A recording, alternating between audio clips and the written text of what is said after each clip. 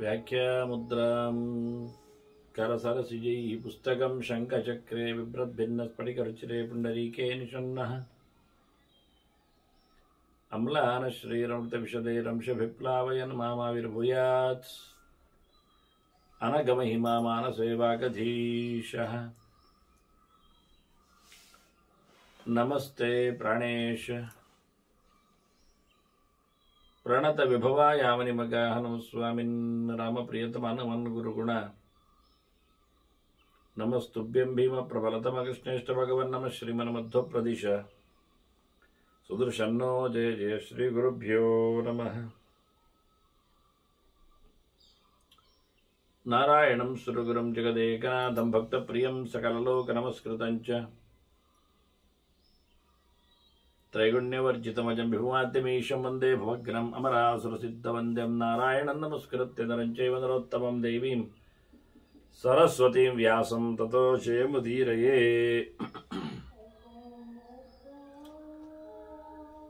ವೇದವ್ಯಾಸರ ಮಹಾಭಾರತದ ಚಿಂತಕರಿಗೆ ವಂದನೆಗಳು.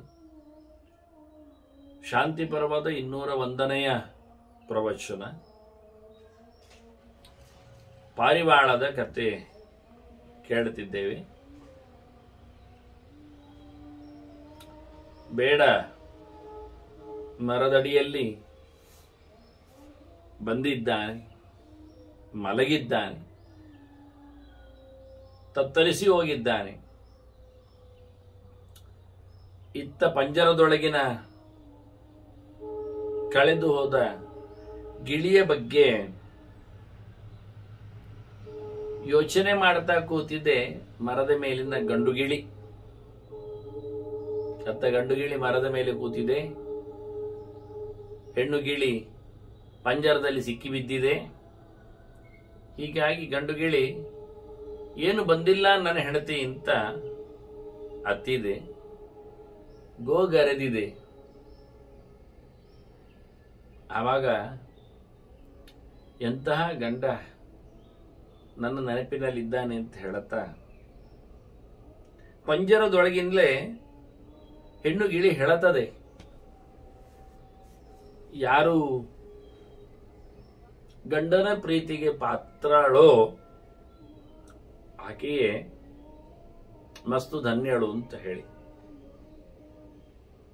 ಯಾರು ಗಂಡನನ್ನು ಸಂತೋಷಗೊಳಿಸುವುದಿಲ್ಲ ಆಕೆಯೇ ಬಾಳು ಹಾಳು ಅಂತ ಬಹಳ ಚೆನ್ನಾಗಿ ಹೇಳಿಕೊಳ್ಳುತ್ತದೆ. ಭಸ್ಮೀ ಭವತಿ ಸಾ ನಾರಿ ಯಸ್ಯಾ ಭರ್ತ ನ ತುಷ್ಯತಿ. ಗಂಡನ ಪ್ರೀತಿಯನ್ನು ಸಂಪಾದನೆ ಮಾಡಿಕೊಳ್ಳದ ಹೆಂಡತಿ, ಅವನನ್ನು ಗೋಳಾಡಿಸುವ ಹೆಣ್ಣು ಸಹಜವಾಗಿ ಸುಟ್ಟೋಗ್ತಾಳೆ. ಹೇಗೆ ಅಂದ್ರೆ ದಾವಾಗ್ನಿನೇವ ನಿರ್ದಗ್ಧ ಸಪುಷ್ಪ ಸ್ತಬಕ ಲತ. ಹೆಣ್ಣು ಅಂದಾಗ ಬೆಳ್ಳಿ ಹಾಗೆ, ಗಂಡು ಮರ ಇದ್ದ ಹಾಗೆ. ಅದನ್ನು ಆಶ್ರಯಿಸಿಕೊಂಡು ತಬ್ಬಿಕೊಂಡು ಪ್ರೀತಿಸಿಕೊಂಡು ಇರುವವಳು, ಸಬಲಲಾಗುವವಳಾಗೆ. ಹೀಗೆ ಗಂಡಿನ ಕೋಪಕ್ಕೆ ಬಲಿಯಾಗಿರತಕ್ಕ ಹೆಣ್ಣು ಕಾಳ್ಗಿಚ್ಚಿನಲ್ಲಿ ಸುಟ್ಟೋಗುವ ಹೂ ಕಿಸಲೆ ಜೊತೆಯಲ್ಲಿ ಅರಳಿ ನಿಂತ ಬಳ್ಳಿಯಂತೆ ಅಂತ ಹೇಳ್ತಾಳೆ. ಬೆಂಕಿ ಎದ್ದಾಗ ಕಾಡಿನಲ್ಲಿ ಬಳ್ಳಿಯ ಕಥೆ ಹೇಗಿರುತ್ತದೆ, ಎಂತಹ ಮೃದು ಬಳ್ಳಿ. ಮರಗಳೇ ಹಚ್ಚ ಹಸುರಾಗಿರುವವುಗಳೇ ಉರಿದು ಹೋದಾಗ ಬಳ್ಳಿಯ ಕಥೆಯಲ್ಲಿರ್ತದೆ. ಹಾಗೆ ಹೇಳ್ತದೆ, ಇದು ಕಾಳ್ಗಿಚ್ಚಿನಲ್ಲಿ ಬೆಂದ ಬಳ್ಳಿಯಂತೆ, ಪ್ರಯೋಜನ ಇಲ್ಲ. ಯೋಚನೆ ಮಾಡುತ್ತದೆ, ಹೇಳುತ್ತದೆ ಮತ್ತೆ ಗಾಬರಿ ಪಟ್ಕೊಳ್ಬೇಡ. ತನ್ನ ಗಂಡನಿಗೆ ಪಂಜರದೊಳಗಿಂದಲೇ ಮಾತಾಡಿಸ್ತದೆ. ಹಂತ ವಕ್ಷ್ಯಾಮಿತೆ ಶ್ರೇಯ ಕರೆಯುವ ರೀತಿ ಬಹಳ ಚೆನ್ನಾಗಿದೆ. ಹಂತ ಅಂತ ಕರೆದಿದೆ, ಕಾಂತ ಅಂತಲೂ ಹೇಳುತ್ತದೆ.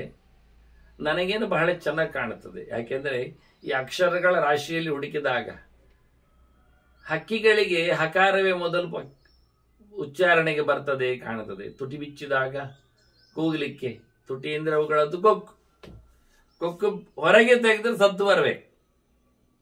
ಆದ್ರೆ ಅವುಗಳಿಗೆ ಹಾ ಮೊದಲು ಕಲೀಲಿಕ್ಕೆ, ಕಾ ಮೊದಲು ಕಲೀಲಿಕ್ಕಲ್ಲ. ಕಾ ಕರಿಬೇಕಾದ್ರೆ ನಮಗೆ ಕಕಾರವನ್ನು ಹೇಳುವಲ್ಲಿ ನಾಲಿಗೆಯ ಬಲ ಬೇಕಾಗ್ತದೆ. ಕಾ ಖಾ ಅಂತ ಹೇಳುವಲ್ಲಿ ಎಲ್ಲ.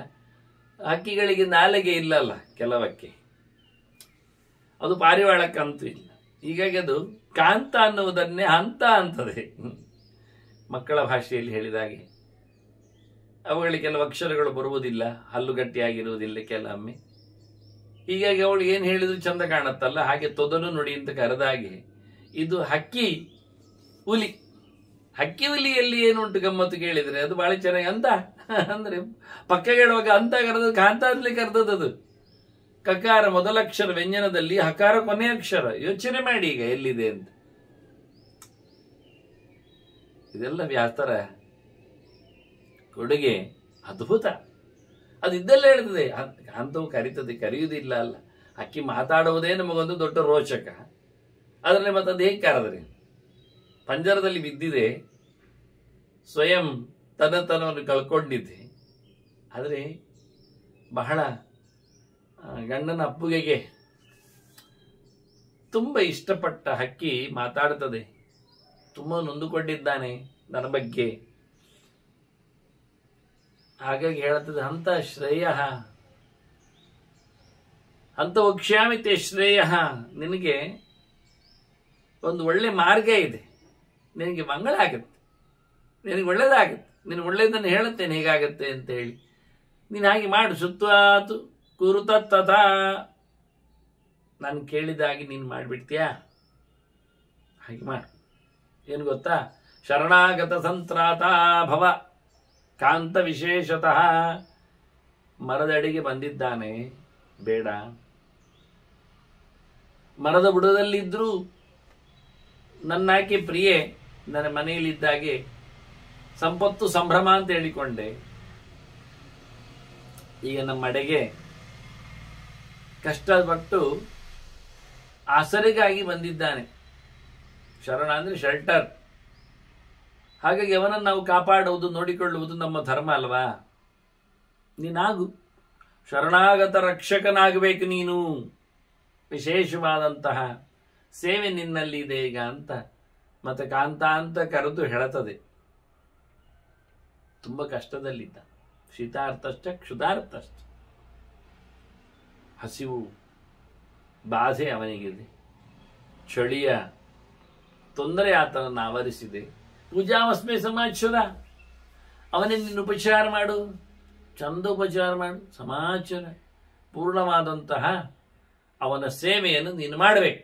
ನಾವು ಹಕ್ಕಿಗಳು, ಪಾರಿವಾಳ ಜಾತಿಗಳು, ನಮಗೆ ಸಮಾನವಾಗಿರತಕ್ಕಂತಹ ಯೋಗ್ಯತೆಯಂತೆ ಅತಿಥಿ ಸತ್ಕಾರ ಮಾಡುವುದು ನಮ್ಮ ಧರ್ಮ ಆಗಿದೆ. ಮಾಡು. ಯೋಹಿ ಕಶ್ಚಿತ್ ದ್ವಿಜಂಹನ್ಯಾತ್ ಗಾಂವಾ ಲೋಕಸ್ಯ ಮಾತರಂ ಶರಣಾಗತಂಚ ಯೋ ಹನ್ಯಾತ್ ತುಲ್ಯಂತೇಶಾಂಚ ಪಾತಕ. ಅದು ಹೇಳ್ತದೆ, ಒಬ್ಬ ಬ್ರಾಹ್ಮಣನನ್ನು, ತಿಳಿದವನನ್ನು, ಸಂಸ್ಕಾರ ಪಡೆದವನನ್ನು, ಶ್ರೋತ್ರಿಯನನ್ನು ಸಂಹಾರ ಮಾಡಿದರೆ, ಅವನನ್ನು ಕಾಸಿಗೊಳಿಸಿದ್ರೆ, ದೂರ ಮಾಡಿಬಿಟ್ರೆ ಎಂತಹ ಪಾಪ ಬರ್ತದೋ ಅಂತಹ ಪಾಪ ನಮಗೆ ಬರ್ತದೆ. ಶರಣಾಗತನನ್ನು, ಮನೆ ಬಾಗಿಲಿಗೆ ಬಂದವನನ್ನು, ತೊಂದರೆಗೊಳಗಾದವನನ್ನು ನಾವು ಧಿಕ್ಕರಿಸಿದ್ರೆ, ಸತ್ಕರಿಸದೆ ಹೋದರೆ ಅಂತ ಪಾಪಿಗಳು ನಾವಾಗ್ತೇವೆ. ಹಾಗೆಯೇ ದನವನ್ನು ಕಡಿದವನು ಸಹ ಏನೊಂದು ಪಾಪವನ್ನು ಹೊಂತಾನೋ ಅಂತಹ ಪಾಪ ನಮಗೆ ಬರ್ತದೆ. ದನ ಹೇಳಿಕೊಳ್ತದೆ ತನ್ನನ್ನು ಕೊಲ್ಲುವ ಪಾಪಿಷ್ಠವಾದ ಕತೆ ಹೇಗಿದೆ ಅಂತ, ಬಹಳ ಹತ್ತುಕೊಳ್ತದೆ. ಮನುಷ್ಯ ಖಂಡಿತವಾಗಿಯೂ ಎಂತಹ ಗುಂಡಿಗೆಯವನು ಬೇಸತ್ತುಕೊಳ್ಳಬೇಕು. ತಗೊಂಡು ಹೋದವ 4 ದಿನ ಊಟ ಹಾಕುವುದಿಲ್ಲ, ಅದಕ್ಕೆ ಉಪವಾಸ ಆಗ್ತಾನೆ. ಯೋಚನೆ ಮಾಡಿ, ಒಂದು ದನ ಎಷ್ಟು ಹೊತ್ತು ತಿನ್ನುವುದು, ಎಷ್ಟು ತಿನ್ನುತ್ತಾ ಇರ್ತದೆ, ಹೇಗಿರುತ್ತದೆ ಅಂತ. ಅಂದ್ರೆ ಅದು ಒಂದು ದಿನದಲ್ಲಿ ಹಾಲನ್ನು ತಯಾರಿಸಿ ಪ್ರತಿನಿತ್ಯ ಕೊಡಬೇಕಲ್ಲ. ತಿಂದು ಸಸ್ಯವನ್ನು ಜಗಿದು ಒಂದು ವಿಚಿತ್ರ ಮೆಷಿನ್ ಇದ್ದಾಗೆ. ಅದು ಯಾವತ್ತು ಹಾಲಿಯನ್ನು ನಮಗೊತ್ತು ಎಷ್ಟು ದೊಡ್ಡ ಸಂಗತಿ ಅಂತ, ಯಜ್ಞೋಪಯೋಗಿಯಾಗಿ ಆಗಲಿ, ಆನಂತರ ಮದ್ದಿಗಾಗಿ ಆಗಲಿ, ನೇರ ಹಾಲು ಮಾತ್ರ ಅಲ್ಲದಿದ್ದರೂ ಅದರ ತುಪ್ಪವಾಗಿ ಅಂತೂ ಬಹಳಷ್ಟು ಎತ್ತರದಲ್ಲಿ ಅದು ತಮ್ಮ ಕೆಲಸವನ್ನು ಮಾಡುತ್ತದೆ. ಆ ದನವನ್ನು ಕೊಲ್ಲುವವ 4 ದಿನ ಅದಕ್ಕೆ ಅನ್ನ ನೀರು ಹಾಕದೆ ಅದರ ಗೋಳು ಹೇಗಿರಬೇಡ ನೋಡಿ. ಯಾಕೆ ಅಂದರೆ ರಕ್ತದಲ್ಲಿನ ಹಿಮೋಗ್ಲೋಬಿನ್ ಅದು ಮಾಂಸದಲ್ಲಿ ಅಂಟಿಕೊಳ್ಳಬೇಕು ಅಂತ ಕ್ರಮ, ಕರಗಿ ಅವನು ಹೀಗೆ ಭಯಾನಕವಾದ ಹೊತ್ತಿಗೆ ಅದು ಊಟ ಇಲ್ಲದೆ ತತ್ತರಿಸಿ ಹೋಗಿರ್ತದೆ. ಎಚ್ಚರ ತಪ್ಪಿರ್ತದೆ, ಒಂದು ದೃಷ್ಟಿಯಿಂದ ನಡಿಲಿಕ್ಕೆ ಆಗುವುದಿಲ್ಲ. ಅದಕ್ಕೆ ಎದ್ದು ನಿಂತಿರ್ತಾನೆ, ಎಳ್ಕೊಂಡು ಹೋಗ್ತಾನೆ ಬರಬರ ಅಂತ. 200 ಡಿಗ್ರಿ ಕುದಿಸಿದ ನೀರನ್ನು ಹಾಕ್ತಾನೆ. ಹೇಗಿರ್ತದೆ ಯೋಚನೆ ಮಾಡಿ. 200 ಡಿಗ್ರಿ ಸೆಲ್ಸಿಯಸ್. 100ಕ್ಕೇನೆ ಶುದ್ಧತೆಗೆ ನಮ್ಮ ವಿಜ್ಞಾನ ಮಾತಾಡ್ತದೆ. ನಿಮ್ಮ ಯಾವುದೇ ರೋಗಿಗಳ ಔಷಧಿಗಳ ಬಗ್ಗೆ ಅಥವಾ ಇಂಜೆಕ್ಷನ್ ಮುಂತಾದವುಗಳ ಬಗ್ಗೆ. ಇದು 200 ಡಿಗ್ರಿಯಷ್ಟು ಕುದಿಸಿದ ನೀರನ್ನು ಅದರ ಮೇಲೆ, ಯಾಕೆ ಚರ್ಮ ಬಿಡ್ಲಿಕ್ಕೆ. ಸಖತ್ತು ಹೊಡಿತಾರೆ ಅದು ಒಣ್ಣೆಯಿಂದ ಮೈ ಮೇಲೆ, ಅದು ಬಿಚ್ಚಿಕೊಳ್ಬೇಕು ಅಂತ ಚರ್ಮ. ಜೀವ ಉಂಟು ಇನ್ನು. ಯೋಚನೆ ಮಾಡುತ್ತೆ, ನನಗೆ ಹಾಲು ಕೊಟ್ಟು ಕುಡಿದು ಬದುಕಿದ, ತುಪ್ಪ ಹಾಕಿ ದೇಹ ಪೋಷಿಸಿಕೊಂಡ ಒಬ್ಬನಾದ್ರೂ ರಕ್ಷಣೆ ಮಾಡ್ತಾನೋ ಅಂತ ಬೊಬ್ಬೆ ಹೊಡೆಯುವಂತಿಲ್ಲ, ಬಾಯಿ ಕಟ್ಟಿರ್ತಾನೆ. ಕೇಳುವಂತೂ ಇಲ್ಲಿ ಯಾರು ರೋದನ. ಮೂರ್ಛೆ ತಪ್ಪಿರುತ್ತದೆ, ಕೊರಗ್ತದೆ, ಕಷ್ಟಪಡ್ತದೆ. ಹೀಗೆ ಸರಿ ಹೊಡೆದ ಹಾಕಿ ಕಾಲ್ ಕಟ್ಟಿ ಜೋತಾಗ್ತಾನೆ, ಚರ್ಮ ಸುಲಿತಾನೆ. ಜೀವಂತವಾಗಿ ಇದ್ದಾಗಲೇ ಅದರ ಚರ್ಮ ಮೈಯಿಂದ ಸುಲಿತಾನೆ. ಮತ್ತೆ ಅದು ಸಾಯ್ತದೆ, ಮತ್ತೆ ಅದು ಸಾಯ್ತದೆ. ಗೋವಿನ ಚರ್ಮಗಳ ವಾದ್ಯಗಳ ಹೊದಿಕೆಯ ಜೊತೆಯಲ್ಲಿ ಕುಣಿಯುವವರೇ ಎಚ್ಚರ ಕೇಳಿಕೊಳ್ಳಿ. ಅದನ್ನಿಷ್ಟಪಡುವವರು 1-2 ವಾದ್ಯಗಳೆಡೆಗೆ 10-12 ವಾದ್ಯಗಳನ್ನು, 1000 ವಾದ್ಯಗಳನ್ನೆಲ್ಲ ಒಟ್ಟು ಮಾಡಿಕೊಂಡು ಕುಣಿಯುವವರು, ಬಡಿಯುವವರು ಈ ಚರ್ಮ ವಾದ್ಯದ ಮೇಲೆ ಒಮ್ಮೆ ಜಾಗ್ರತೆ. ಸಾಯುವ ಕ್ಷಣದಲ್ಲಿ ದನ ಕನವರಿಸಿಕೊಂಡ ಕಥೆಗಳು ಕಮ್ಮಿ ಇಲ್ಲ. ಈ ಹಕ್ಕಿ ಹೇಳುತ್ತದೆ, ಗಾಂಚ ಲೋಕಸ್ಯ ಮಾತರಂ ಅಂತ. ಲೋಕದ ತಾಯಿಯನ್ನು, ದನವನ್ನು ಕಡಿಯುವವನಿಗೇನು ಪಾಪ ಬರುತ್ತದು? ಬರುತ್ತಪ್ಪ ನಮಗೆ. ಶರಣಾಗತನನ್ನು ಆಧರಿಸದೇ ಇರುವಂಥದ್ದು ಅಂತ ನೀನವನಿಗೆ ನಮ್ಮ ಪಾಲಿನ ಕರ್ತವ್ಯವನ್ನು ನಡೆಸಿಕೊಡು ಅಂತ ಹೇಳ್ತದೆ. ಎಷ್ಟು ಧರ್ಮ ಯಥಾಶಕ್ತಿ ಗೃಹಸ್ಥ ಅನುವರ್ತತೆ. ಎಷ್ಟು ಸಾಧ್ಯ ಉಂಟ ಅಷ್ಟು, ಕೈಲಾದಷ್ಟು ಗೃಹಸ್ಥನಾದವ ಧರ್ಮವನ್ನು ಮಾಡಬೇಕು. ಮಾಡಿದರೆ ಸಪ್ರೇತ್ಯ ಲಭತೆ ಲೋಕಾನ್ ಅಕ್ಷಯಾನ್ ಇತಿ ಶುಶ್ರುಮ. ಹಾಗದು ನಮ್ಮೆ ಗೃಹಸ್ಥ ಯಥಾಶಕ್ತಿ ಧರ್ಮಕರ್ಮ ಮಾಡಿದ್ರೆ ಬಹಳ ದೊಡ್ಡದಾದ ಕೊನೆ ಇರದ ಲೋಕಗಳನ್ನೆಲ್ಲ, ಪುಣ್ಯ ಲೋಕಗಳನ್ನೆಲ್ಲ ಪಡಿತಾನೆ ಅಂತ ನಾವು ಕೇಳಿದ್ದೇವಲ್ಲ. ನೋಡಿ, ಹಕ್ಕಿ ಹೇಳುದು ಕೇಳಿದ್ದೇವೆ. ನಾವು ಇದಕ್ಕೆಲ್ಲ ಎಲ್ಲಿ ಪಾಠ ಆಗಿದೆ ಅಂತ ನಾವು ಹೇಳ್ಬೋದಲ್ಲ. ಅದಕ್ಕೆ ಹೇಳಿದದು ನಾವು ಕೇಳಿದ್ದೇವೆ.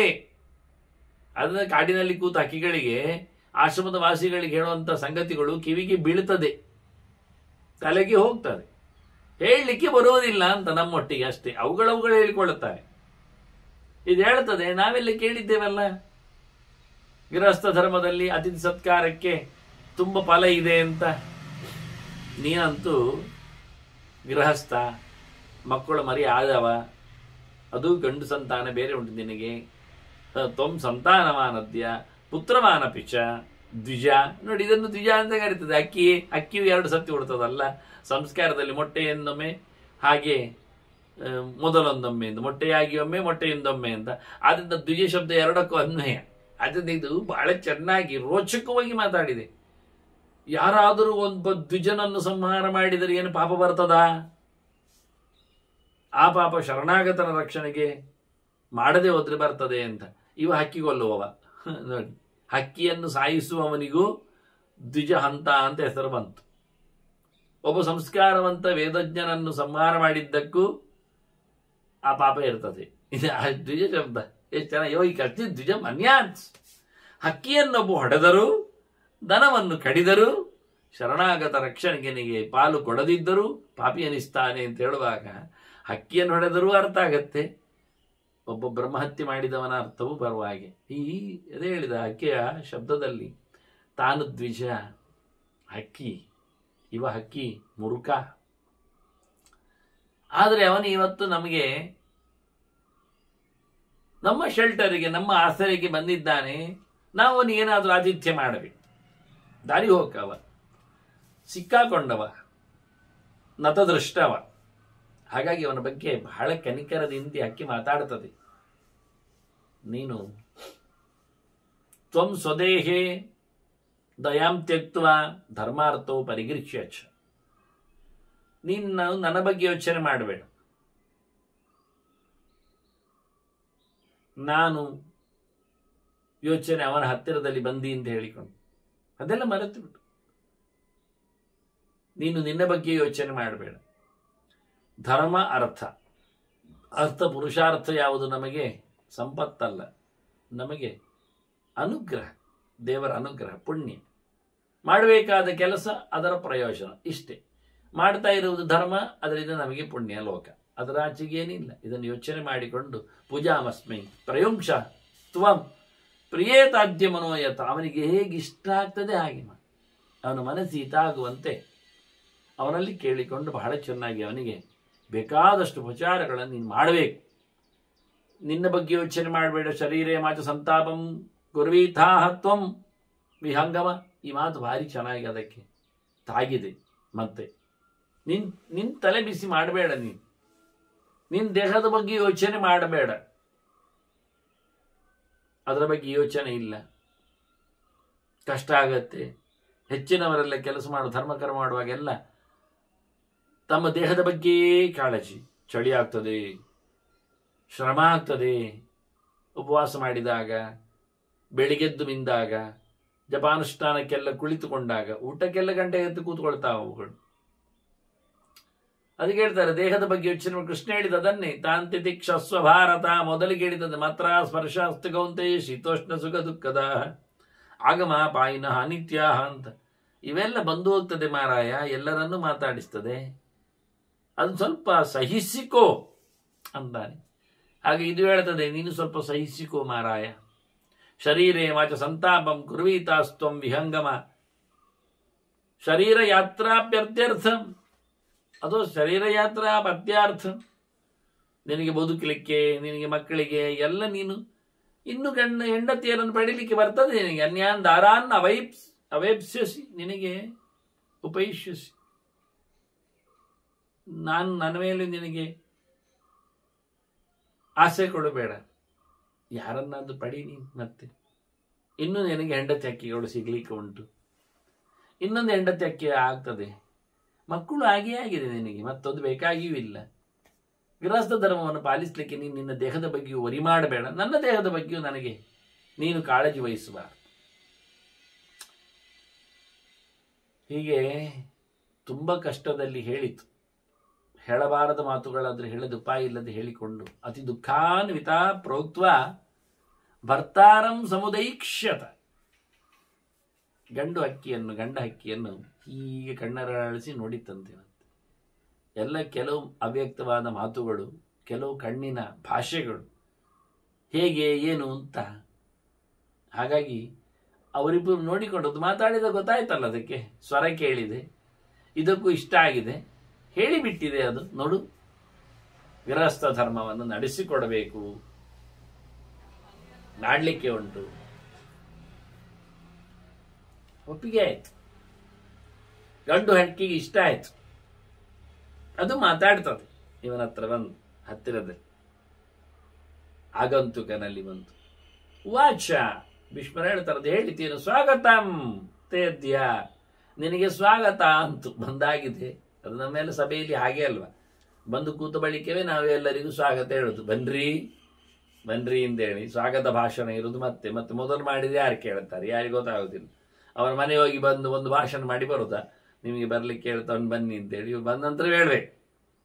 ಹೀಗೆ ಬಂದಾಗಿದೆ. ಮರದ ಬುಡದಲ್ಲಿ ಆತ ಹಾಕಿಕೊಂಡಿದ್ದಾನೆ ಎಲೆ ಚಾಪೆ, ಅದರ ಮೇಲೆ ಕಲ್ಲಿನ ಪಕ್ಕದಲ್ಲಿ ಮಂಡೆ ಇಟ್ಕೊಂಡಿದ್ದಾನೆ, ಕಷ್ಟದಲ್ಲಿ ಮಲಗಿಬಿಟ್ಟಿದ್ದಾನೆ. ಇದು ಒಂದು ಹೇಳ್ತದೆ, ಸ್ವಾಗತ ಹೇಳಿ, ನಿನಗೆ ಬಂದದ್ದು ಒಳ್ಳೇದಾಯ್ತು ಬರ ಹೇಳಿ.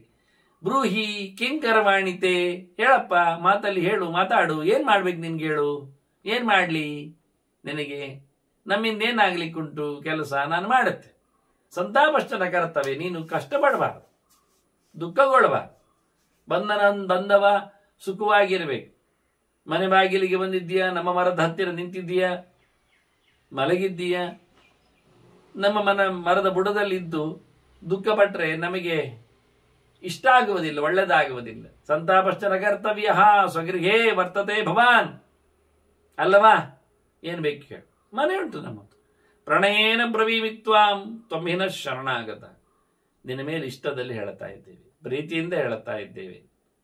ನಮ್ಮ ಎಲ್ಲ ಹಕ್ಕಿಗಳ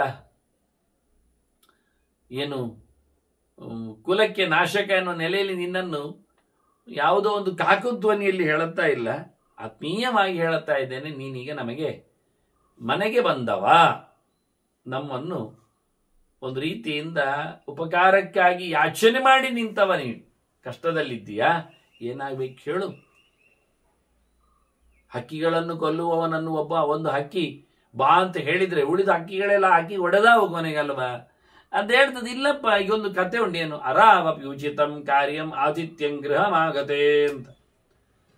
ಶತ್ರು ಮನೆಗೆ ಬಂದ್ರು ಅವನಿಗೆ ಆತಿಥ್ಯವನ್ನು ಅತಿ ಸತ್ಕಾರವನ್ನು ಮಾಡಬೇಕು ಅಂತ ಕ್ರಮ ಉಂಟು.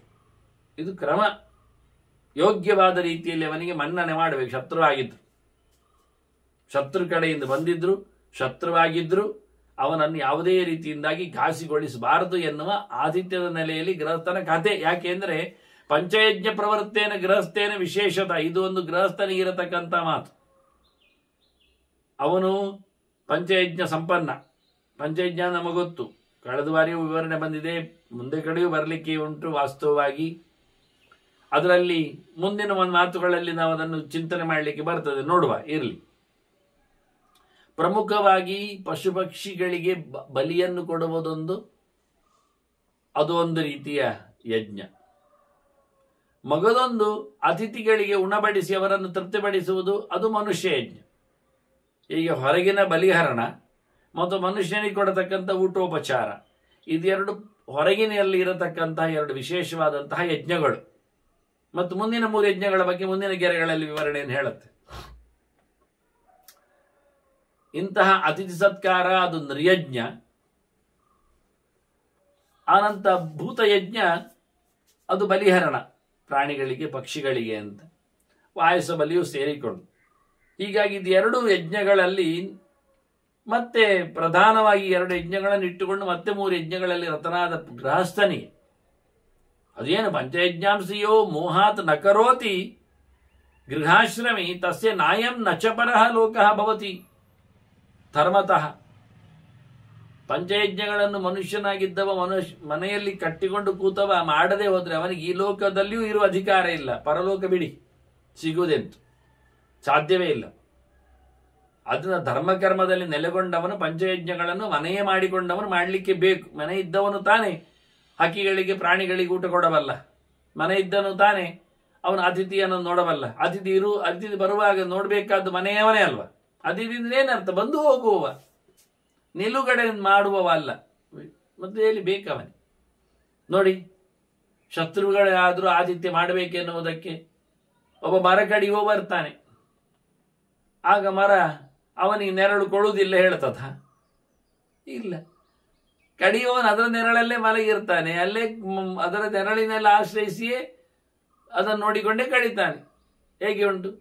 ಚೇತ್ವಪ್ಯಾಗತೆ ಛಾಯಾಂ ನೋಪಸಂವರತೆ ದ್ರುಮಃ.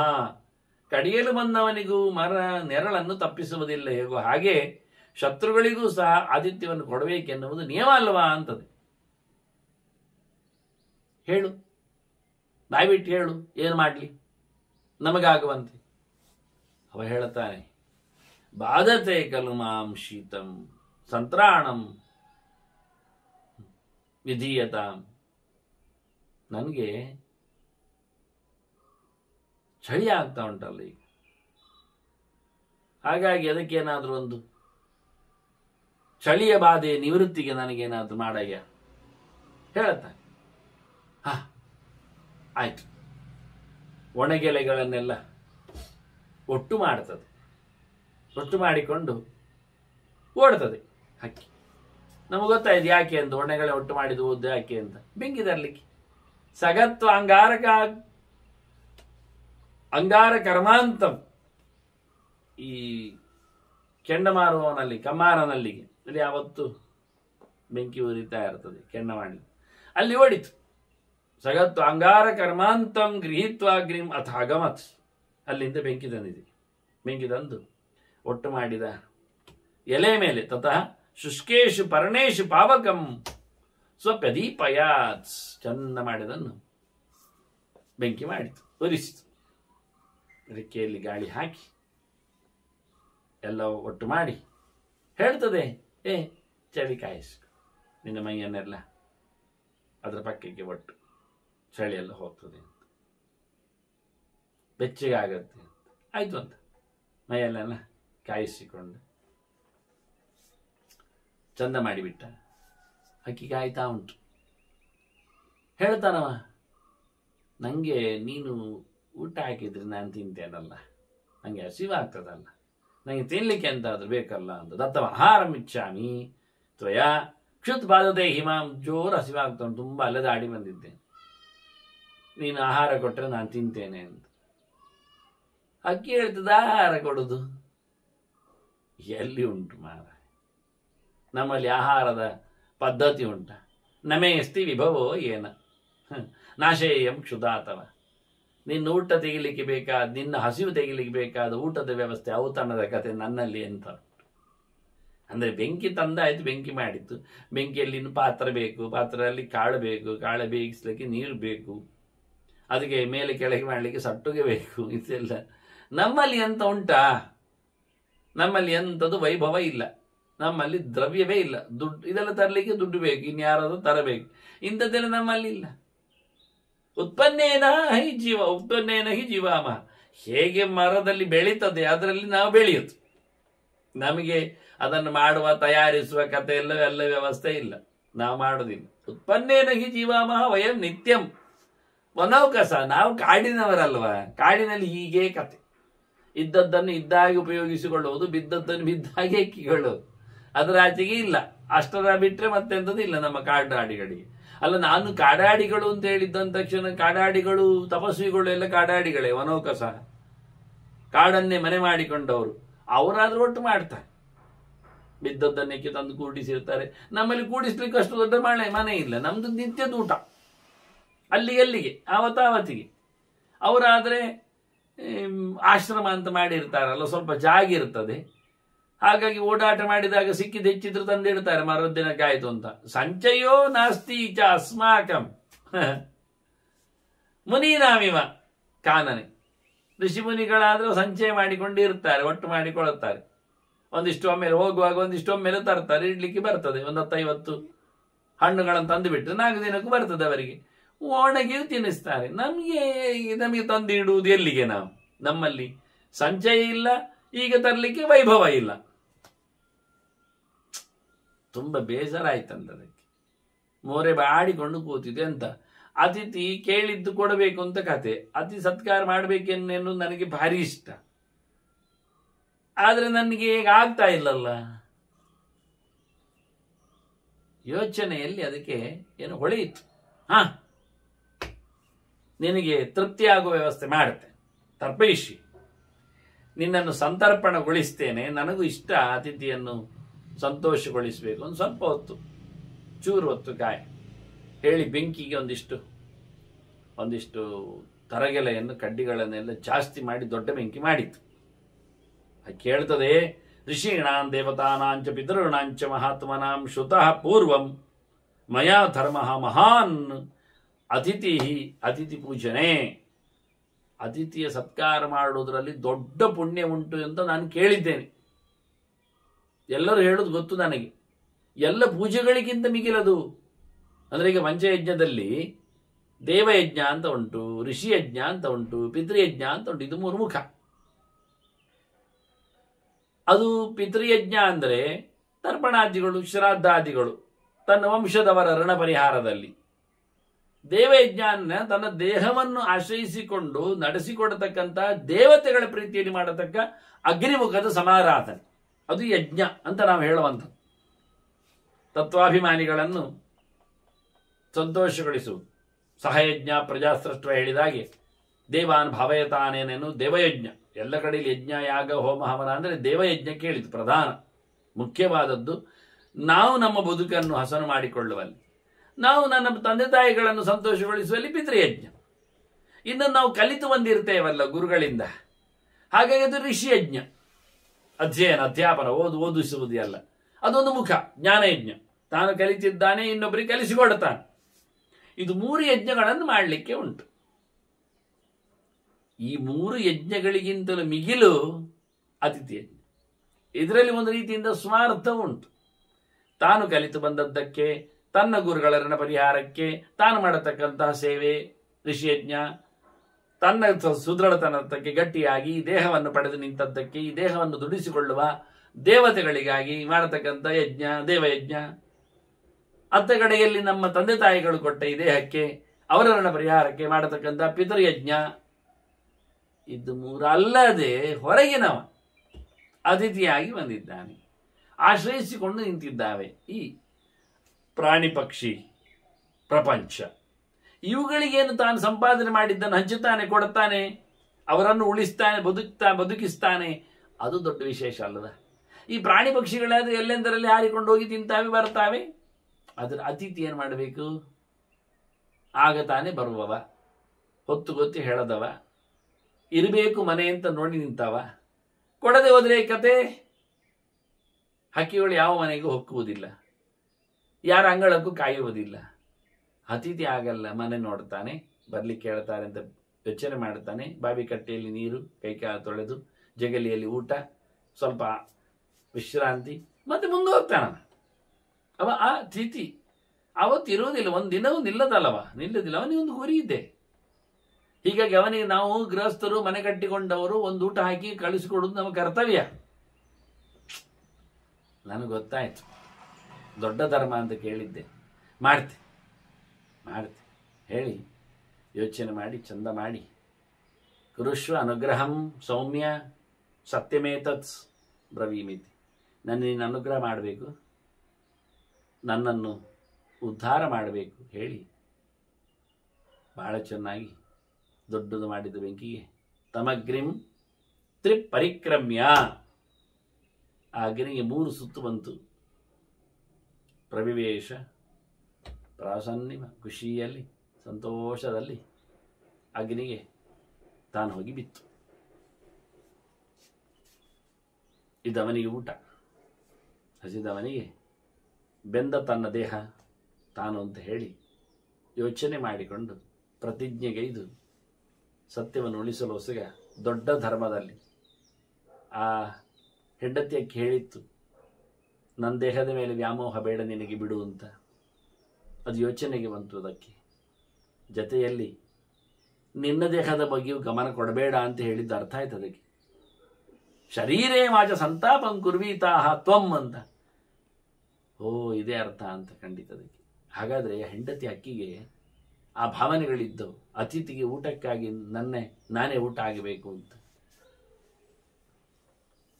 ತನ್ನ ಮೋಹಕ್ಕೋಸ್ಕರ ಬದುಕುವ ಕಥೆಯೂ ಬೇಡ, ನನ್ನನ್ನು ಬಿಟ್ಟರು ಪರವಾಗಿಲ್ಲ, ನನ್ನನ್ನು ಇಲ್ಲ ಇನ್ನೊಂದೇನು ತಿಂತಾನೆ ಹೊಡೆದವ ಮನೆ ಹೋಗಿ. ಈಗಕ್ಕೆ ಬಂದಾಗ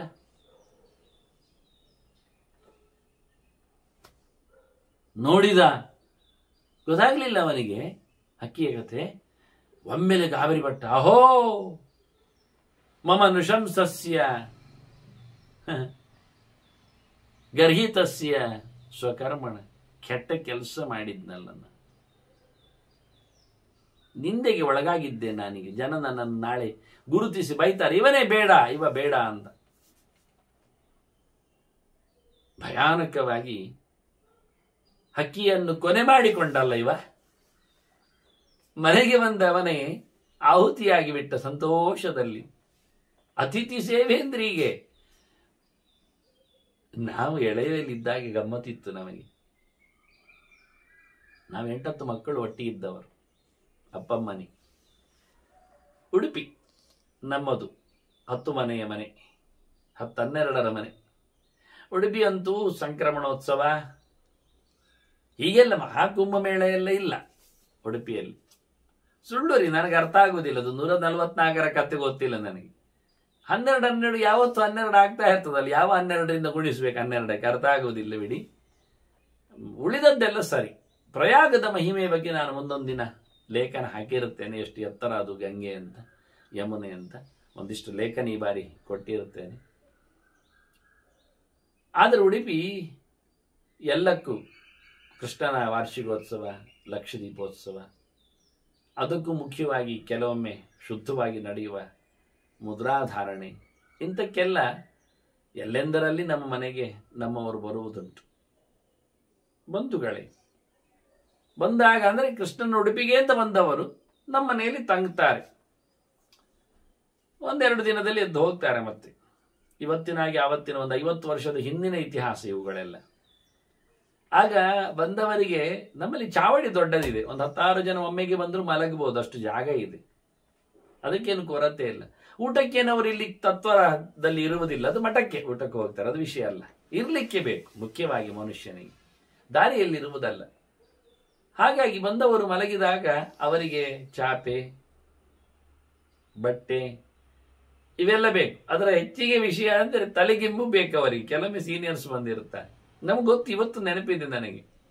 ನಾವೆಲ್ಲ ಏನೋ ಒಂದು ಹಾಕೊಂಡಿರ್ತೇವೆ ಮಂಡೆ ಅಡಿಯಲ್ಲಿ. ನಮಗೇನು ಗೊತ್ತು ಮಂಡೆ ಅಡಿ ಇಡಬಾರ್ದು, ಕಾಲಡಿಯಲ್ಲಿ ಇಡಬೇಕಾದ್ರೆ ಅರ್ಥವೇ ಗೊತ್ತಿಲ್ಲ. ಎಲ್ಲರೂ ಮಾಡ್ತಾರೆ, ಮಾಡಿಕೊಳ್ಳುವುದು. ಹಾಗಾಗಿ ಮೆಲ್ಲಕ್ಕೆ ನಮ್ಮ ತಲೆಯ ಅಡಿಯ ಇಂಬನ್ನು ತೆಗೆದು ಬಂದವರಿಗೆ ಕೊಡ್ಲಿಕ್ಕುಂಟು. ನಮಗೆ ಬೆಳಿಗ್ಗೆದ್ದಾಗಲೇ ಗೊತ್ತು ತಲೆಗಿಂಬು ಇಲ್ಲ ಆಗಿಬಿಟ್ಟಿದೆ ಅಂತ. ಮಧ್ಯರಾತ್ರಿಯಲ್ಲಿ ಎಚ್ಚರ ಆದರೆ ಗೊತ್ತು ಎಲ್ಲಿ ಹೋಯ್ತು ಏನು ಹೋಯ್ತು ಅಂತ. ಹಾಗೆ ಅತಿಥಿ ಸತ್ಕಾರ ಅಂದರೆ ಅಷ್ಟು ಗಮ್ಮತ್ತು. ನಮ್ಮವರಿಗಿಲ್ಲದಿದ್ರು, ನಮ್ಮ ಮಕ್ಕಳಿಗಲ್ಲದಿದ್ರು ಬಂದವನಿಗೆ ಆವತ್ತು ಒಂದು ದಿನ ತಾನೇ ಅವ ಸುಖ ಆಗಿರುವುದು ಅನ್ನೋ ಒಂದು ವಿಶೇಷವಾದಂತಹ ಕಾಳಜಿ ಎಲ್ಲದರಲ್ಲಿ. ಹರಿದ ಚಾಪೆ ನಮಗೆ ಇರ್ತದೆ ಆವತ್ತು, ಅವರಿಗೆ ಒಳ್ಳೆ ಚಾಪೆ ಹೋಗ್ತದೆ, ಒಳ್ಳೆ ಬೆಡ್ಶೀಟ್ ಅವರಿಗಿರ್ತದೆ, ದಪ್ಪದ್ದು ಬ್ಲ್ಯಾಂಕೆಟ್ಸ್ಗಳು. ನಾವು ಅವತ್ತು ಬೈರಾಸಲ್ಲಿ ಹೊತ್ಕೊಂಡು ಮಲಗಬೇಕು. ಚಳಿಗಾಲ ಆದರೂ ಮಲಗುವುದೆಲ್ಲ ಮಂಚ ಇಲ್ಲೇ ಇಲ್ಲ.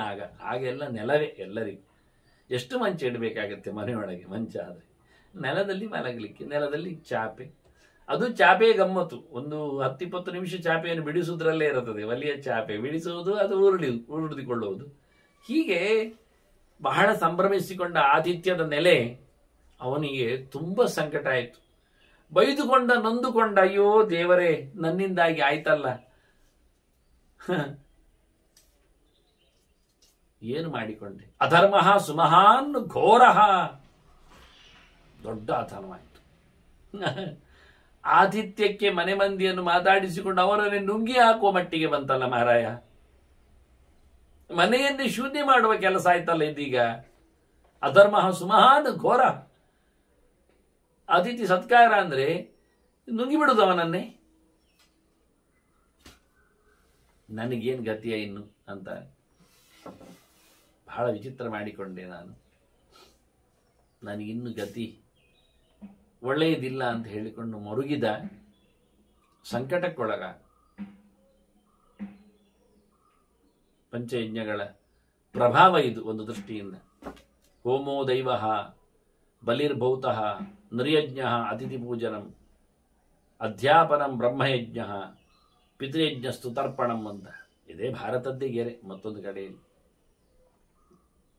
ಬ್ರಹ್ಮಯಜ್ಞವನ್ನು ಋಷಿಯಜ್ಞವನ್ನು ಗುರುತಿಸ್ತಾರೆ.